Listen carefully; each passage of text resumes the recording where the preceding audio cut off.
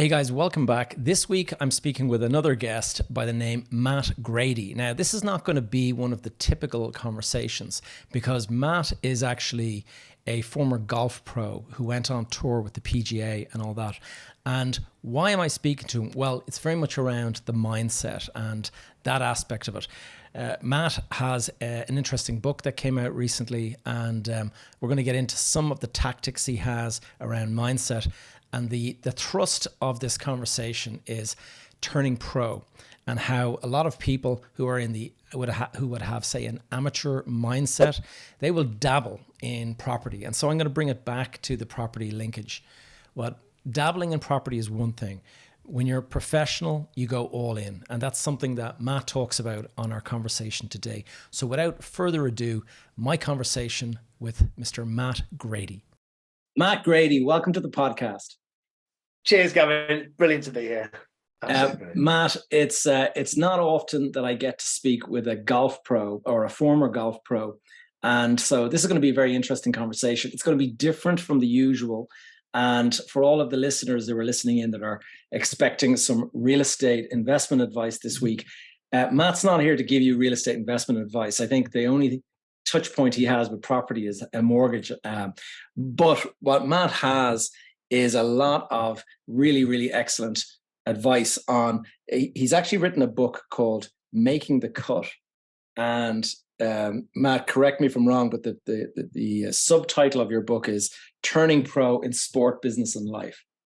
That's right, yeah. I was going to call it Turning Pro, but then I realised Stephen Pressfield wrote a book called Turning Pro and the War of Art. So I thought I better not kind of touch on that. But it was in my mind thinking, this is what I want to talk about. And this is the theory and the mindset of everything I do is in a professional.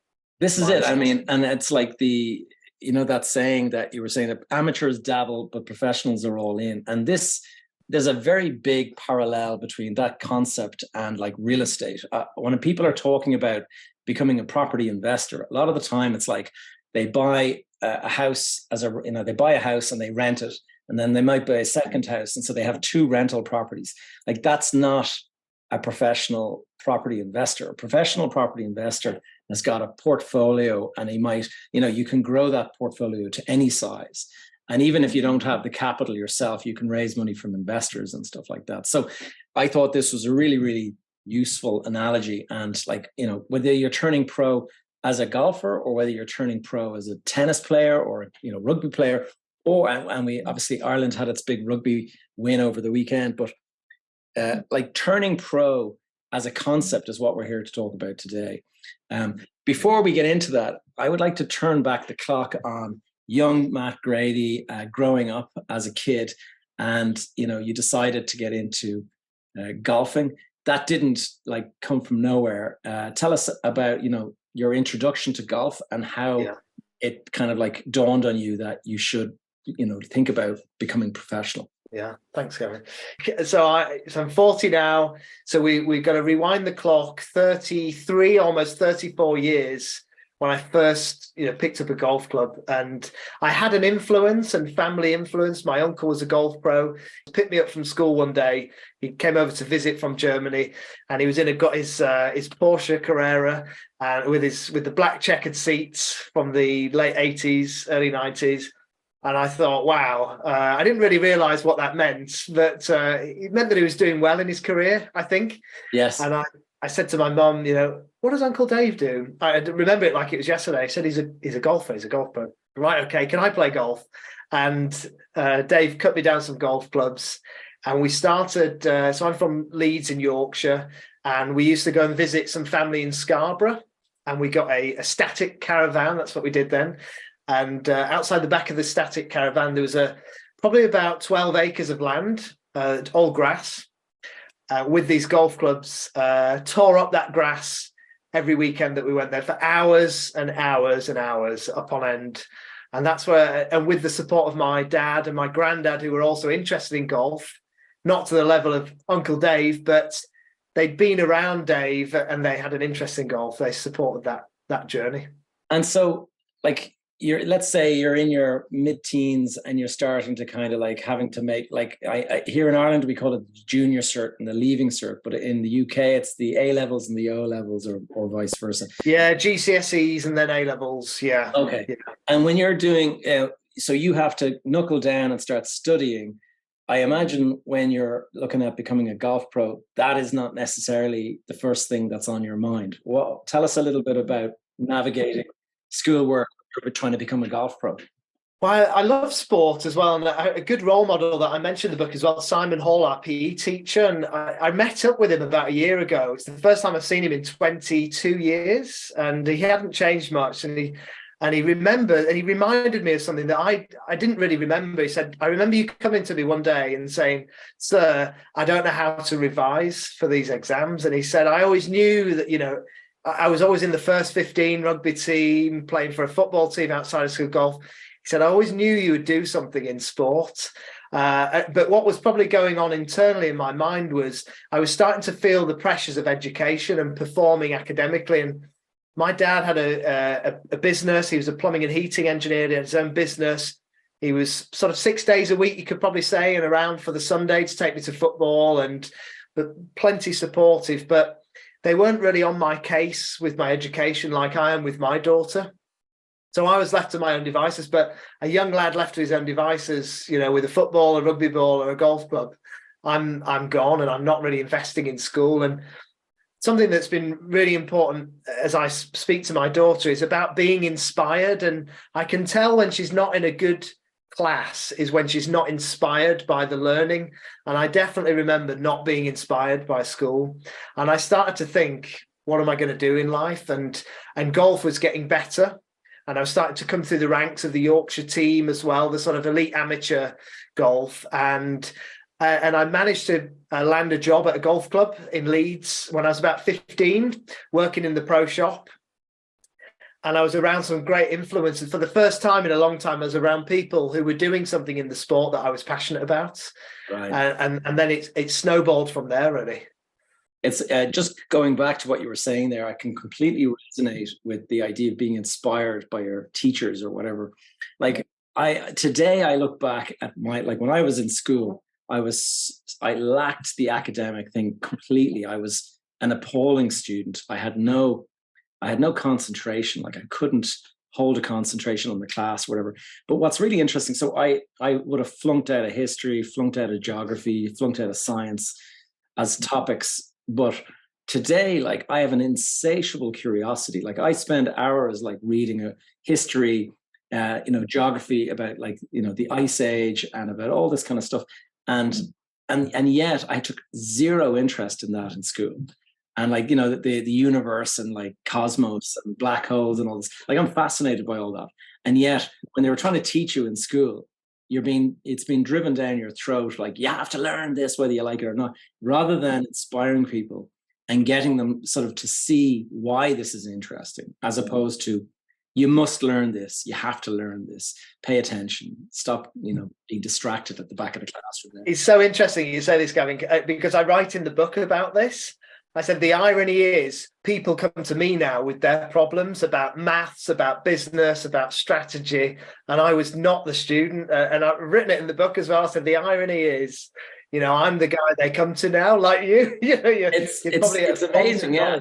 I think there's something about, I don't know, would you consider yourself to have had ADHD or anything that as a young person? No, I've never thought about that. No, I mean, people think I've got OCD now, but it's just an insatiable eye for detail. I think you can safely call that OCD because I have to. Yeah. Like I take pride in my OCD and I take pride in my ADHD now, because it's funny, like once you realize, retrospectively, I haven't been diagnosed or anything like that, but I'm pretty sure I had it because I found it so hard to concentrate. Like I still have my report cards from when I was in school, and I can see the like spelling test 1 out of 50. Okay. I mean, it's hard to get 1 out of 50. Like, sorry to laugh. But you're laughing. And it's like, so I think to myself, like now it's like the fact that I'm doing all these things that I'm doing now it just shows that if you've got this kind of ADHD, it's actually directing you, channeling your energy, and you can actually have hyper focus in some areas because you have zero focus in kind of general stuff, you know. And so anyway, I was really dabbling. I was dabbling all the way. You know, I know we talk about the quote there, but yeah, I felt like I was never all in anywhere. You're right. Yeah, I just meandering around, just getting through, but it wasn't pleasurable. And the outlet where I was all in was sport. Yeah, and I'd say a lot of people can relate to that. And tell me this, I mean, you've decided, let's just move forward. You've decided that, you know, you're working in a shop. How long does it take from, we'll say, dabbling and working shop to becoming a pro? Like what kind of hours and dedication did you have to put into that? Well, the sad news for me is when I found out when I was 15 and I was around the pros, I said, what do I need to do to qualify to join the PGA, which is the 3-year academic membership to become a member of the PGA. So, and I think looking back, it's so that you can represent the governing body or the association, the association in the most positive light. One of them is you need 4 GCSEs, minimum C. This is going back 22 years. I thought, shit, I better turn it up. You know, I'm sort of embarrassed to say this, but I scraped 5, but I got a D in maths. So I needed to resit my maths GCSE whilst I was doing my A-levels. Right. Which was a nightmare. But I had a maths teacher who inspired me during my A-levels. And I remember telling Simon Hall, my PE teacher, 20 years later, you know, last year, I said, if I would have had her as my teacher, I would have aced maths in school because she inspired me to learn. I tell you, there's a couple of parallels I can immediately So I was not the student at all, okay, and I was flunking through everything because I had zero interest. And then I went on a family holiday to New York City, and when I was on that family holiday, I was just looking up at these skyscrapers, and I was just blown away, like by 50, 80, 100-story buildings. And I remember just thinking, oh my God, like this is unbelievable. And when I came home, I started drawing these towers and, like, you know, just becoming obsessed with big, high, tall buildings and stuff. And as I started doing that, family members were seeing these drawings I was producing, really accurate sort of representations. And they were like, Gavin, you know what you're going to be? You're going to be an architect. And I was like, oh, what's an architect? And suddenly the light goes off. Oh, how do I become an architect? Well, you need all these points to get into the college. Suddenly laser focus to get the points needed to get into architecture. And like all of the years of like paying no attention, that did not help.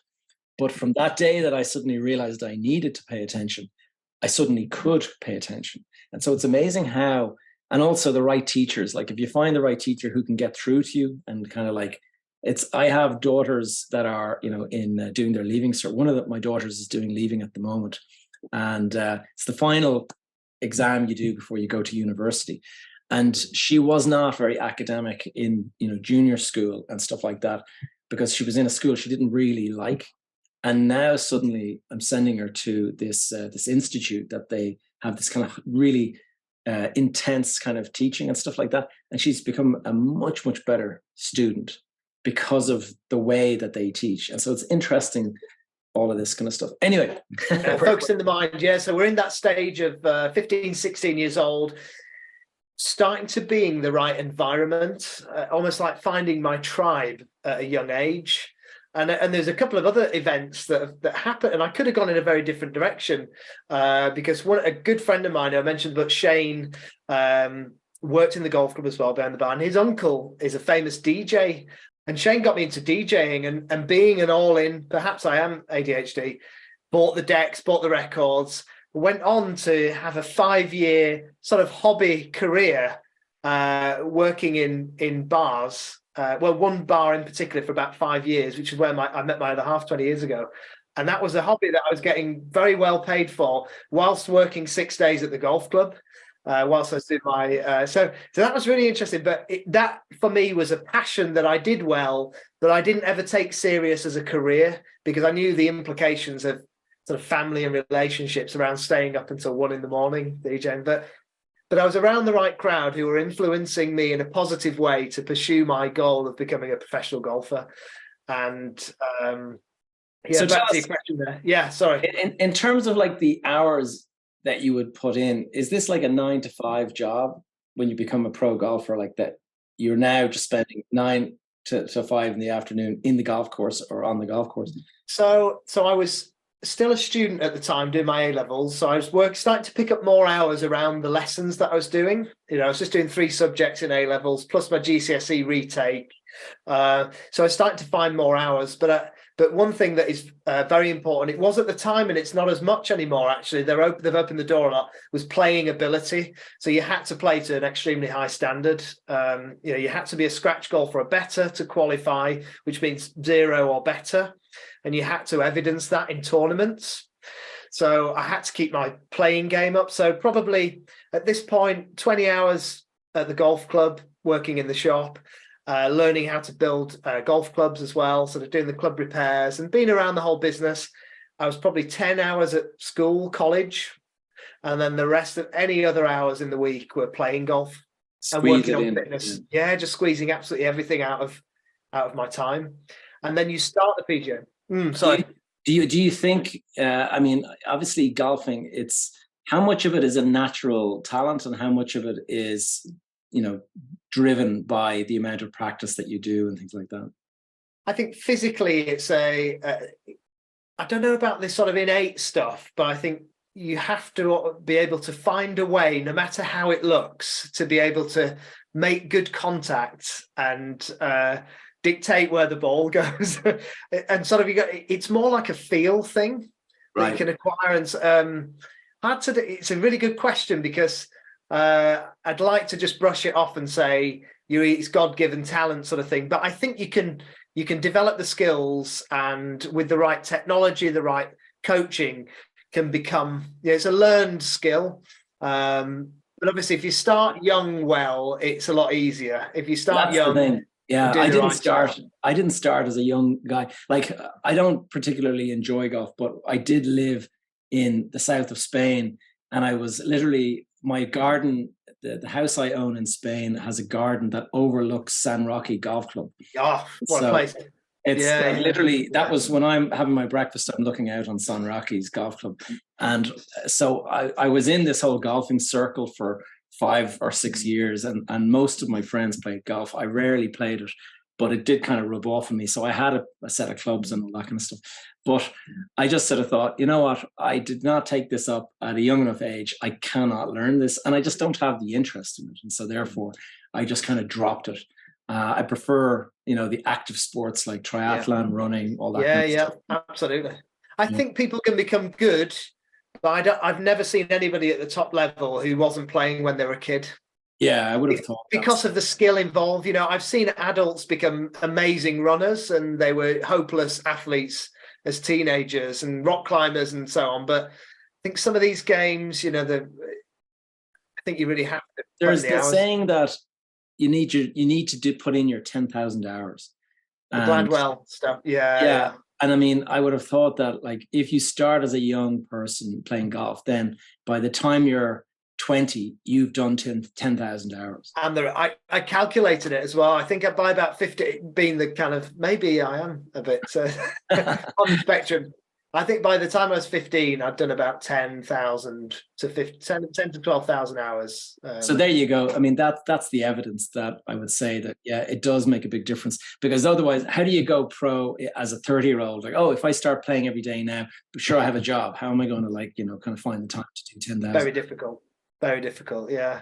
So tell us, give us a little insight into, when you're a pro, is that the pro on tour or is that the pro working at the golf course? How do you differentiate the two? Yeah, so two very different sides. You probably, funny enough, an exception would be Ian Poulter, who turned pro through the PGA route that I did as well, but wasn't necessarily a brilliant player. He was a low handicap, but it wasn't as low as me or others, actually, but went on to be a prolific Ryder Cup player, never lost a match in singles, I don't believe. So, but there are very much two different types, and through the 3 years of the qualification, You learn about business and tax, you learn about club repairs, rules and tournaments, biomechanics. You learn the whole business as well as playing ability and coaching. But you soon know, I think you probably know through playing regional events at a smaller scale, whether you're going to compete and whether you've got the mindset and the ability to manage your state whilst playing for money. Because as soon as you turn pro, you know, you're in the money game. You're putting down money, high. You're earning money. Yeah, absolutely. So what I did is, given that I didn't go to uni or academically, I decided I'm going to qualify with the PGA, which took 3 years, and then I'm going to ramp up my playing at the same time. So turning pro at 18, qualifying in the PGA at 21, so a full member, got that, can never lose that. I then decided I need to seek sponsorship to play, and I put together so I could have stayed in the club route, pro shop, club pro, club fitting, coaching, but I aspired to be a player since I started, so I wanted to pursue that dream, and put together a spreadsheet, gave it to the club secretary, Ken McRae, and he distributed to the members in the early 2000s, and I didn't realise how affluent the golf club was, but they very kindly put together about 40 grand in a few days. Wow. And that was me gone. I was straight to tour school. It's interesting. And tell me this, I mean, just like, I'm very, very inexperienced in this kind of stuff, so I don't really understand. But I mean, to be a golf pro working at a club or something like that, what you've described with the coaching and all that, I presume that you're describing a pro as just like having a job. It's yes. Kind of a modest enough living. Whereas when we're talking about Tiger Woods and guys like these that are earning hundreds of millions, it's because they've made the name for themselves, and they've got Nike knocking on their door and all this kind of stuff. Yeah. Like the amount of people that make it to the big time like that versus the numbers of people that are just the club pro, and like, you're both pros, but there's a very difference in income and that you're taking home. Yeah, absolutely. Yeah, it's like go-karting and F1 sort of thing. It's there's a huge golf and a huge learning curve on the way as well, and many layers to go through.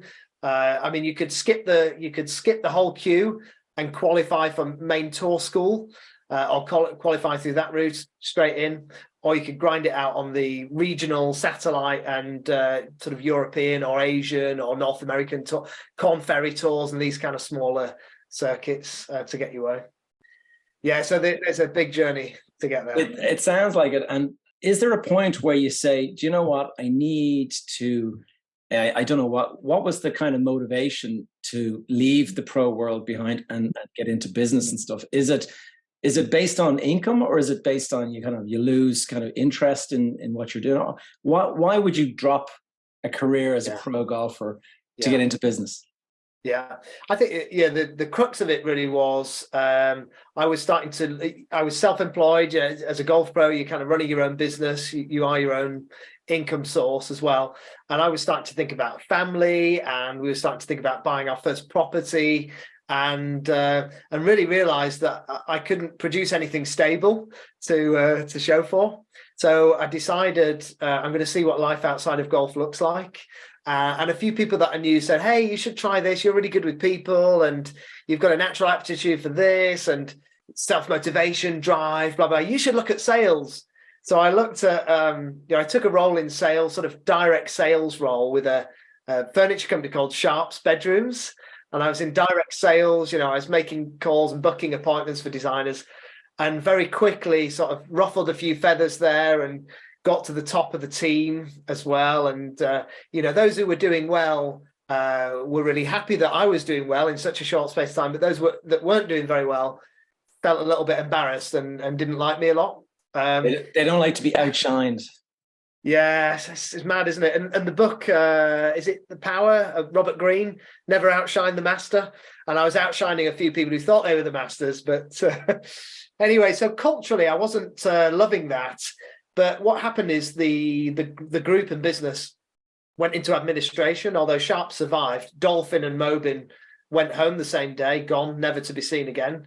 Wow. And I thought, I've just started to get some stability so I can buy this property, and this is going, but I don't need this. And for the first time ever, in all my life, created a CV in my sort of late 20s, early 30s, put it online as you do. I think it was Monster or something at the time. And Michael Page picked it up.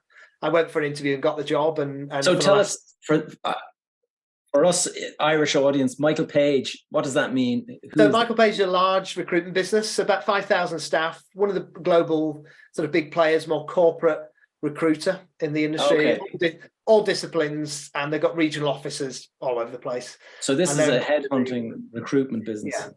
Yeah, that's right. Yeah. So you fitted into that role better. I fit into that role. Yeah, 2011. Yeah, July 2011, dropped into Michael Page, but actually left there after 6 months. So here's the crazy thing. I had one job for 12 years, golf pro. And in the last 12 years, I've had 12 jobs. My God. But for 7 years out of the 12, I've been in 2 places.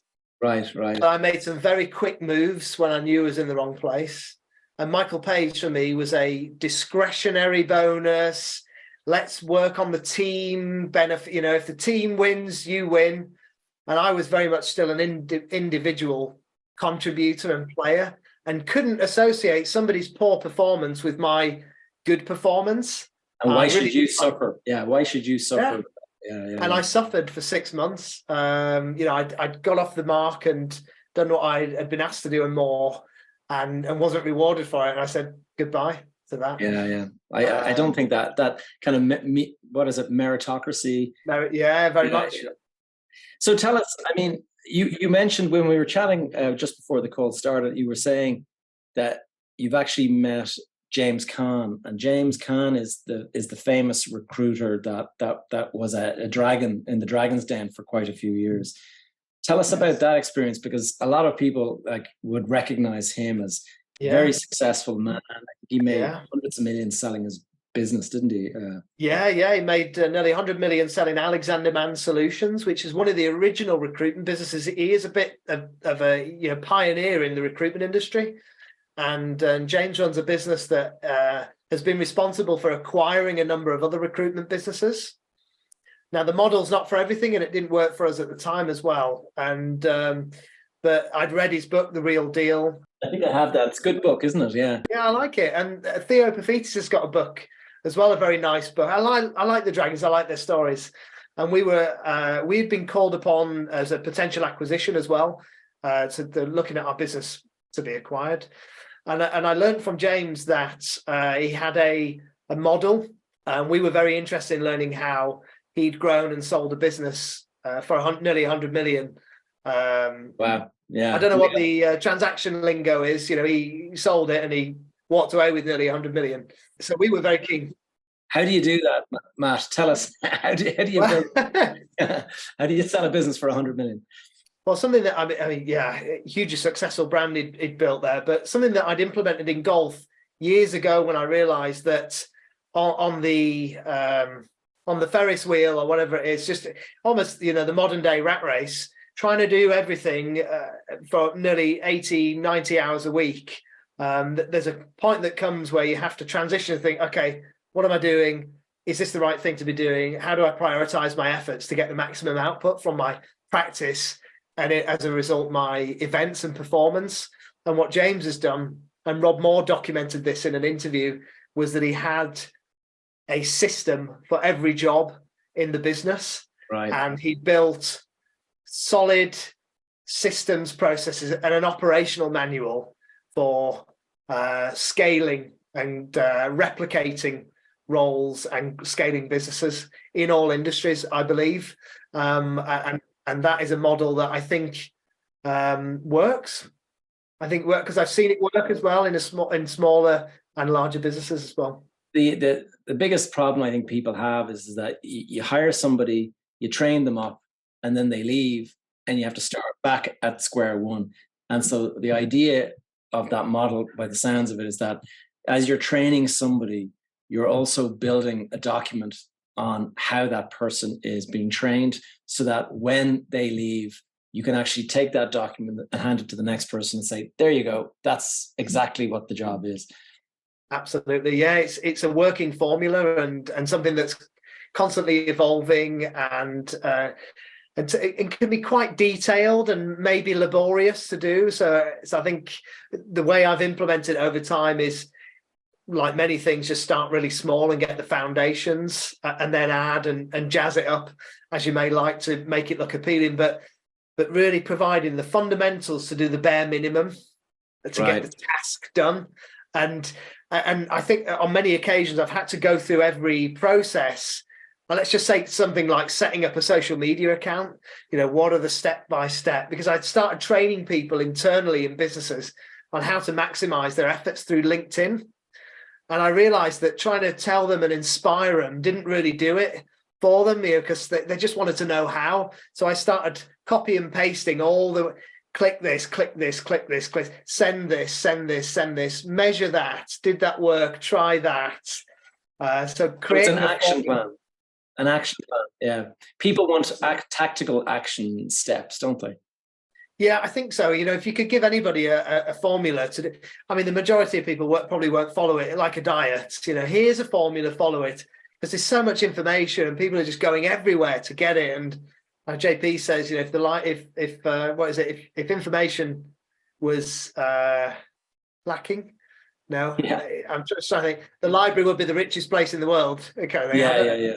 I'm slaying the quote, but people, I think, tend to ruminate on information too long, where they should be taking action on items and finding out for themselves what the results are.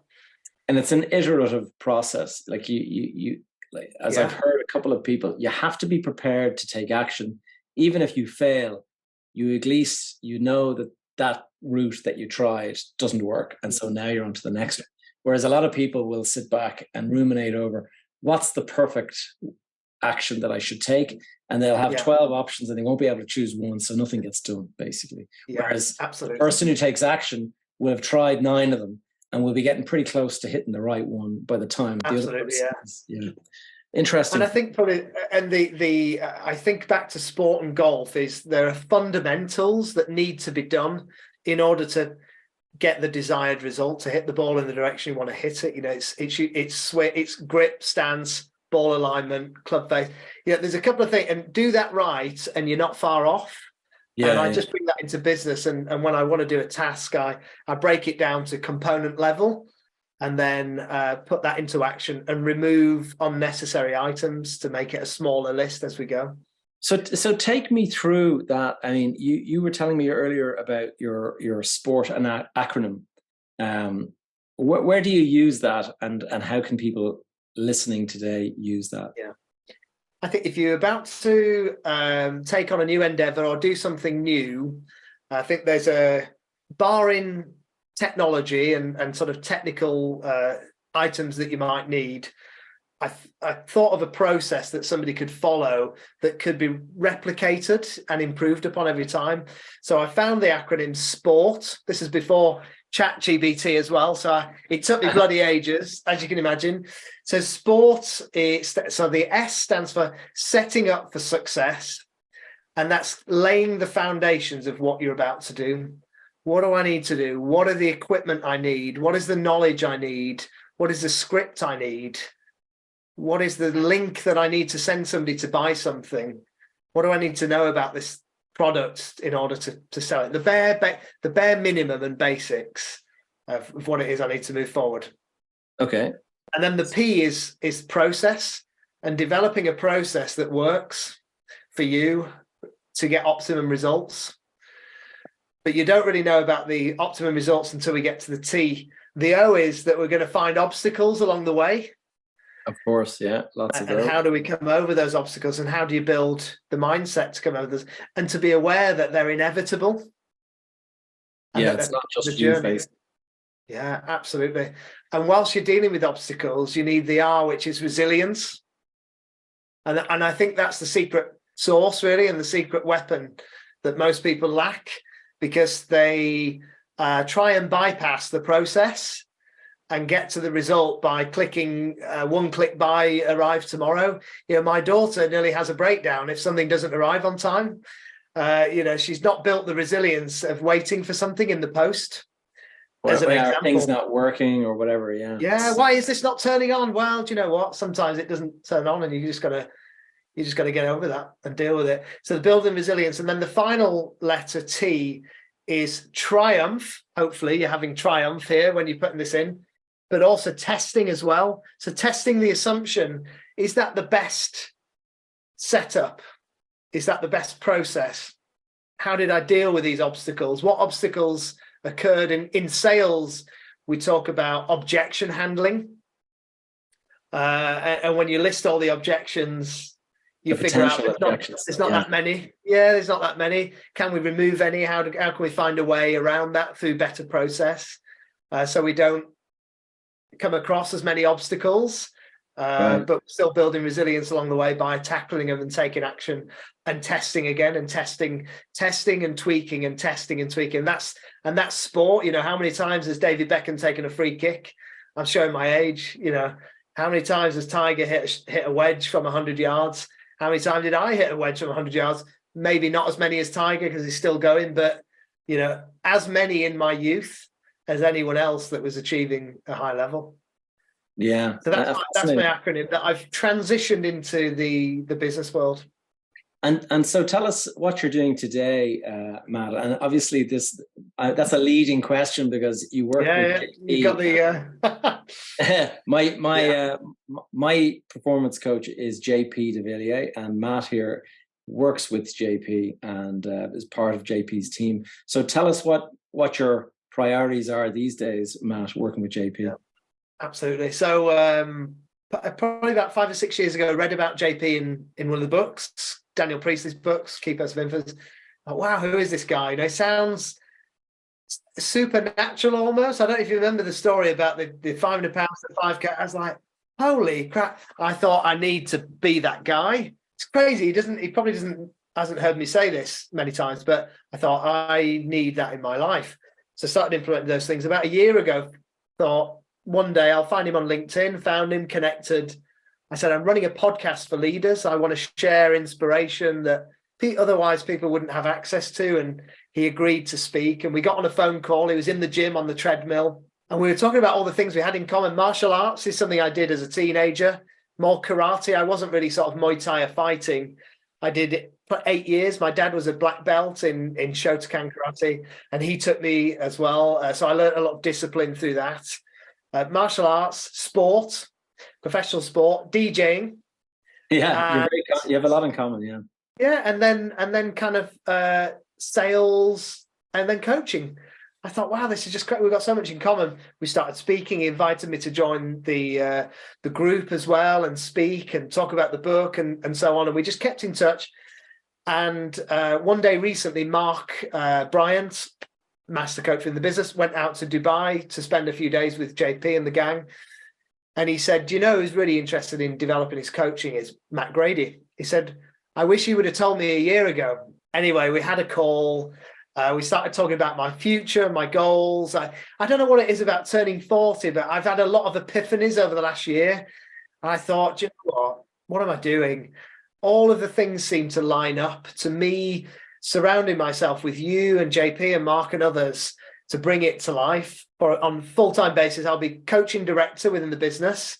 So I'm spending a large amount of time on both internal and external clients, so managing and supporting our members of the mastermind community, but also looking at ways of how we can grow the community and export JP to more events, speaking, and help him elevate his game by taking the admin away from supporting the business, but at the same time also developing my own style of coaching through the lessons I've learned through sport and business, so I can help others be their highest performing self. Brilliant. What I was going to say I'll do is I'll put a link in the show notes to the program and to your LinkedIn and stuff like that. So if people want to connect with you or whatever, that they can do that. Is there any final message that you'd like to share, or is there any question that I didn't ask you? I'm going to plug our live event. That's this weekend. It may come after the podcast is launched, but we're running a live event this weekend called Becoming Non-Negotiable, and it's about how you can learn the disciplines the deeper disciplines of wealth, health, and happiness, and how you can implement non-negotiables into your life. And I think probably one thing I'd leave it on would be the one thing that I've found actually over the last couple of years since meeting JP and surrounding myself with a very different group of people is decisions are very easy when the value is clear. Clarity on goals and where you want to go is underrated. I found that something that I spend most time on nowadays, as well as doing the doing, is getting really clear on what I'm doing, because once you're absolutely crystal clear on what you want to do, everything just seems to take care of itself. It's one of my top values is clarity, focus, and discipline are the three that are kind of front of mind, you know. And there's so much comes off the back of that. And I'll ask you a question about that as well, Gavin. The one thing we spoke about previously as well, just the recording, was the 90-10 principle. I'm just making the number up. And it's my theory is, and what I've found is that in sport, we spend about 90% training and practicing and preparing for the main event, just like you with your cycling and triathlons and running. You would spend 90% of your schedule, almost 3 months, let's say, leading up to one event that might take 4 hours, for example. Yeah. And that gets missed in a lot of businesses. And I think a lot of people, where they're going wrong is they're spending 90% trying to figure out how to do the doing, and then about 10% faffing around doing the doing, not to its highest level. If they flip the switch a little bit and said, I'm going to focus 90% of my attention on becoming an expert in what I do, when I get on the phone to the prospect, or when I pitch a deal, or when I go to buy a property or negotiate with a bank, I'm turning up the Tiger Woods of my business, or whoever, you know, your role model might have been. Yeah, Tiger mightn't be the best one. No, he's not really the best one, is he? But yeah, it's interesting how I just see a lot of people not showing up as a pro. You know, they're making money out of something, but they're really half asking. Yeah, it's true. Yeah, absolutely. Matt, final question I wanted to ask. Before I ask the final question, how can people find you? Is the best way LinkedIn, or what's the?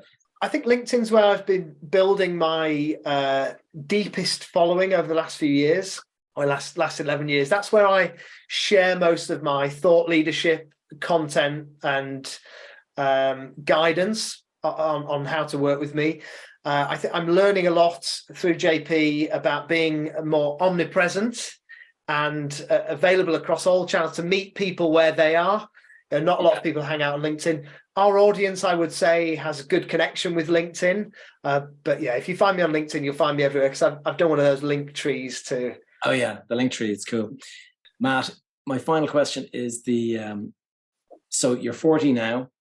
Yes. Knowing today what you know, if you had the opportunity to speak to your 18 to 20-year-old self, what advice would you be giving that young Matt that you wish you had known now that you know what you know? Yeah, absolutely. I think the early days, the internet and websites were just starting to sort of become prolific. And I set up a website for my sponsors. I wish I would have documented my journey and life better, so that I could share it with others, but also so that I could bring more awareness to what I'm doing. And I found that people are interested in people doing interesting things. And I gave up too early on getting more sponsorship and support. I didn't know how to ask. So I think probably off the back of that, where this is going, maybe I'm just figuring this out as we go along, is become better at asking for what I want, and almost been a better salesperson as a young guy. If I would have marketed myself differently, been willing to ask more people for help, I could have maybe sustained my career in golf a lot longer. It's interesting. Yeah. You know, it's funny you say that, because I can recall when I was a teenager, late teens, I started a small little business valeting cars. And it was a business that was just kind of like, in the summer months, I would bring all this kind of bucket and sponge, and I brought it to a car park that was a busy car park, and I got them to let me take a space and to clean cars there, and I put ads on all the windows of the cars that came in and things like that. And when I went back to school, I just said, okay, that's the end of that. And I basically like stopped the business. But the following, a few years later, I met the guy that I used to kind of speak to every day that was working there. And he said, after you left, hundreds of people were coming at saying, where's the young guy that cleans the cars? And I retrospectively, I look and I kind of go, that was me focusing on only what I wanted instead of thinking, what's the opportunity here? And I could have easily hired somebody to come in and keep the business going, and agreed to split the revenue in some way or whatever. And that would have been a business that I could have come back to at the next summer instead of it just dropping off, like that. So absolutely, we all learn with experience. Yeah, absolutely. Yeah, I think this, you sort of see these points and think, bloody hell, if I would have just, I made the mistake as well of thinking that I could do everything on my own without the support of others, being that driven guy that, I'll just do it and I'll make it work. And if I can't make it work, I'll make something else work instead of just sticking at it. But yeah, I'm not afraid of asking for any help now, which is the lesson learned. Yeah. Well, Matt, it's been a real pleasure having you on the podcast. Thanks so much for your time. Absolute pleasure. And good luck with all your endeavors, and hope to catch you very soon again. Thank you, Gavin. Really appreciate it. All right, guys, I hope you enjoyed that conversation with Matt Grady. I have to confess, I'm not a golfer. I don't play golf. I have no interest in it. But it's interesting how different mindset techniques and sports and things like that can translate to the business world. So I hope you found this episode to be useful. What I'm going to do now is point you to a previous episode with another guest, and I would recommend that you watch that, and I will see you again next week. And if you haven't already, please do subscribe. See you soon.